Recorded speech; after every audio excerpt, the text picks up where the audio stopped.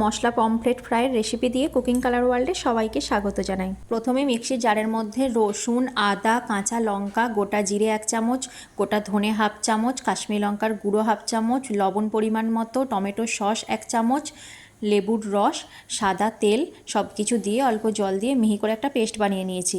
তারপর মাছের মধ্যে এই মশলাটা ঢেলে দিয়ে 6 পিস মাছের জন্য 3 চামচ কর্নফ্লাওয়ার নিয়েছি আর 1 চামচ সর্ষের তেল দিয়ে খুব ভালো করে মাছগুলো ম্যারিনেট করে রেখে 15 মিনিট ঢাকনা চাপা দিয়ে রেখে দেবো। তারপর আর কি খাবার আগে কড়াই সাদা তেল গরম করে নিয়ে মশলা মাখানো মাছগুলো এক এক করে তেলে উল্টে পাল্টে লাল লাল করে ভেজে নিলেই মশলা পমফ্রেট ফ্রাই একদম তৈরি হয়ে যাবে।